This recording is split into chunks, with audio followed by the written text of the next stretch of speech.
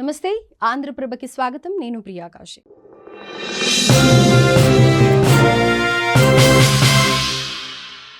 బాపట్ల జిల్లా కొరసపాడు మండలం మేదరమెట్ల గ్రామంలోని జిల్లా పరిషత్ హైస్కూల్లో నిర్వహించిన మెగా పేరెంట్స్ టీచర్స్ మీటింగ్కు మంత్రి గొట్టిపాటి రవికుమార్, జిల్లా కలెక్టర్ వెంకటమురళి ముఖ్య అతిథులుగా పాల్గొన్నారు.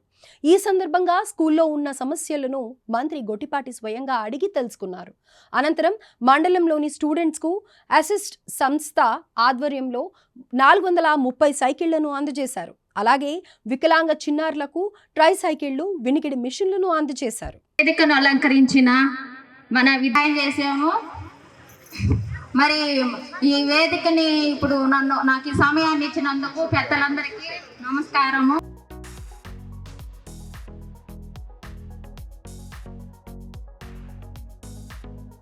మరి నువ్వు స్వతంత్రంగా ఆలోచించే విధంగా నీ హక్కును గౌరవిస్తూ నీ లక్ష్యానికి అనుగుణంగా నేను చదువుకుంటామని ఆ తల్లికి పాద నమస్కారం చేస్తున్నారు పిల్లలు.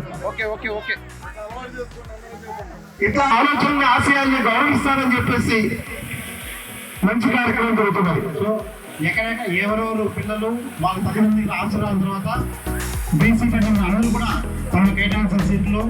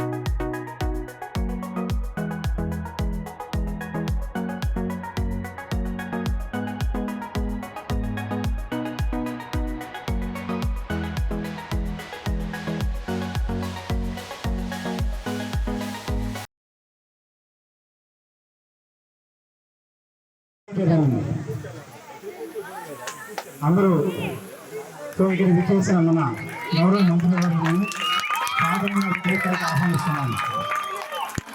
ముఖ్యమంత్రి నారా చంద్రబాబు నాయుడు గారు ఏం మాట చెప్పారు, ఒకరున్నా, ఇద్దరున్నా, ముగ్గురున్నా, నలుగురున్నా పిల్లలందరూ చదువుకోవాలి. మనం 15,000 రూపాయలు ఇచ్చి మీ పిల్లలు నలుగురిలో ఒకరు చదివించుకోండి అనే మాట కాకుండా ఉన్న ముగ్గురు నలుగురు పిల్లలు అందరూ కూడా చదువుకోవాలి అనే ఉద్దేశంతో వాళ్ళు ఇవ్వటం జరిగింది అన్నమాట. పోయిన గవర్నమెంట్ 42 లక్షలు 43 లక్షల మంది పిల్లలకి ఇస్తే మన ప్రభుత్వం ఈ రాష్ట్ర వ్యాప్తంగా 67 లక్షల మంది పిల్లలకి ఇవాళ తల్లికి వందనం అనే కార్యక్రమం ద్వారా పిల్లలు తల్లుల అకౌంట్ లో వేసింది. నేను ముఖ్యంగా ఎంఈఓ గారు ఉన్నారు, ఇక్కడ అందరూ ఉన్నారు. ప్రతి స్కూల్లో కూడా మీరు చెక్ చేయండి, ఎవరికైతే పిల్లలకు పడలేదో వివిధ కారణాలతోటి ఎందుకు పడలేదు అనేది ఇమీడియట్ గా తీసుకోండి, వాళ్ళకు కూడా పడాలి. ప్రభుత్వ కార్యక్రమాలను చేసే కార్యక్రమాలు అన్ని కూడా ప్రజలకు అందాలి. అన్ని దాంట్లో ఎక్కడైనా చిన్న చిన్న మిస్టేక్స్ ఉన్నాయి, దాన్ని వదిలేసి కూర్చుంటే ప్రభుత్వం కష్టపడి పనిచేసేదానికి ఉపయోగం ఉండదు అన్నమాట. అదేవిధంగా తల్లులందరూ కూడా రేపు ఆగస్టు 15 నుంచి ఆర్టీసీలో ఉచిత బస్సు ప్రయాణం పెట్టాం, అది కూడా తప్పకుండా చేపిస్తాం. ఏం ఇబ్బంది లేదు. అన్ని స్కూల్స్ కూడా బాగా డెవలప్ చేస్తాం. పిల్లలందరూ కూడా జాగ్రత్త వహించాలి. తల్లిదండ్రులు ఎప్పుడు కూడా స్కూల్ టీచర్లతో సంబంధాలు ఏర్పరచుకోవాలి. మరి ఈ రోజు ఈ ప్రోగ్రామ్ ని విద్యాశాఖ ద్వారా నడిపిస్తున్నటువంటి డిఈఓ గారు, అదేవిధంగా ఈ స్కూల్ శుభాకాంక్షలు తెలియజేస్తూ పిల్లలందరికీ కూడా నా ఆశీస్సులు తెలియజేస్తాం. మరి మన గవర్నమెంట్, మన ముఖ్యమంత్రి గారు శ్రీ నారా చంద్రబాబు నాయుడు గారు, అదేవిధంగా మన విద్యాశాఖ మంత్రులు శ్రీ నారా లోకేష్ గారు మరి పేరెంట్ టీచర్స్ మీటింగ్ అనేటువంటి ఒక ప్రోగ్రామ్ని డిజైన్ చేసి నిర్వహించినట్టయితే స్కూళ్ళలో ఉన్నటువంటి పిల్లలకి మేలు జరుగుతుంది. వాళ్ళ యొక్క విద్యా విషయాల్లో తల్లిదండ్రులకి, పిల్లలకి, టీచర్స్కి అనుసంధానం జరుగుతుంది. ఈ అనుసంధానం వల్ల పిల్లల కెరీర్ అనేది మలుపు తిరుగుతుంది. దీనివల్ల పిల్లల భవిష్యత్తు బాగుపడుతుంది అని ఆలోచన చేసి దీనికోసం ఈ ప్రోగ్రామ్ని డిజైన్ చేసుకొని ఆలోచన చేసుకొని దీన్ని నిర్దేశించి అన్ని చోట్ల జరపాలని చేయడం జరిగింది. మరి మొట్టమొదటిగా మన జిల్లాలోనే మెగా పేరెంట్ టీచర్స్ మీటింగ్ని ఆనరబుల్ చీఫ్ మినిస్టర్ గారి అధ్యక్షతలో మనము చాలా పెద్ద ఎత్తున ఒక ఫెస్టివల్ మోడ్లో చాలా పెద్ద ఎత్తున చేసుకోవడం కూడా జరిగింది. మరి అది రాష్ట్ర స్థాయి ప్రోగ్రాం. ఆ తర్వాత దాన్ని రాష్ట్రం అంతా చేపట్టడము మళ్ళీ ఇప్పుడు ఈ విద్యా సంవత్సరంలో మళ్ళీ కూడా మనం నిర్వహిస్తూ ఉన్నాం. మరి మనము దీంతో పాటుగా మరి ఈ కార్యక్రమంలో మనకు ఏం మేలు జరుగుతుంది అనే విషయం ఒకసారి ఆలోచిస్తే, సాధారణంగా తల్లిదండ్రులు వాళ్ళ ఇళ్ళ దగ్గర వాళ్ళకు సంబంధించినటువంటి కుటుంబ వ్యవహారాలు, వాళ్ళ పనులు వాళ్ళు చేసుకుంటూ ఉంటారు. పిల్లలు బడికి వెళ్తూ ఉంటారు, తిరిగి వస్తూ ఉంటారు.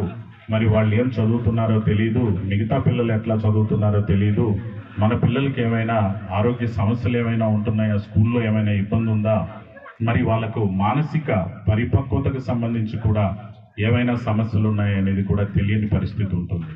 మరి ఆ తల్లిదండ్రుల్ని స్కూల్లోకి పిలిచి మీ అబ్బాయి యొక్క వాడికి సంబంధించిన చదువు విషయం అయితేనేమి, వాడికి సంబంధించిన క్యారెక్టర్ విషయం అయితేనేమి, కల్చరల్ యాక్టివిటీస్ ఇట్లాంటి వాటిలో తనకున్న ఉత్సాహం ఇవన్నీ కూడా తల్లిదండ్రులతో షేర్ చేసినప్పుడు తల్లిదండ్రులు ఆ పిల్లల అభిరుచిని గమనించి వాళ్ళని ప్రోత్సహించడం, అదేవిధంగా వాళ్ళు ఎక్కడైనా వెనుకబడి ఉన్నట్టయితే వాళ్ళ చేదోడుగా నిలబడి వాళ్ళ సమస్యని పరిష్కారం చేసుకొని ఆ పిల్లవాడిని ముందుకు తీసుకెళ్లడం అనేది కూడా జరుగుతుంది. మనం ఈ కార్యక్రమంలో భాగంగా మరి మనం ఇప్పటికే తల్లికి వందనం అనేటువంటి మన స్కీమ్ని కూడా పూర్తి స్థాయిలో అమలు చేశాం. అదేవిధంగా మిగిలినటువంటి వాళ్ళందరికీ కూడా జూలై 10 అంటే ఈ రోజున ఎవరైతే 1వ క్లాసులో చేరారో కొత్తగా వాళ్ళకి, ఎవరైతే ఇంటర్ మొదటి సంవత్సరంలోకి ఈ సంవత్సరం అడుగిడారో వాళ్ళందరికీ కూడా జూలై 10వ తారీఖున పడుతూ ఉన్నాయి. మిగతా తల్లిదండ్రులందరికీ కూడా ముందుగానే మీకు 10-15 రోజుల క్రితమే తల్లికి వందనం డబ్బులు కూడా పడ్డాయి. మరి ఆ డబ్బులు మీరు దేనికి ఉపయోగించవచ్చు అంటే, పిల్లల ఆరోగ్యం కోసం, పిల్లలకి ఇంకేదైనా పుస్తకాలు లాంటివి కొనడం కోసం, వాళ్ళని చదువులో మరింత రాణించే విధంగా వాళ్ళకి కావాల్సిన సదుపాయాల విషయంలో కూడా మీరు డబ్బును ఉపయోగించి పిల్లల భవిష్యత్తుని మరింత తీర్చిదిద్దుకోవడానికి ఉపయోగపడుతుంది.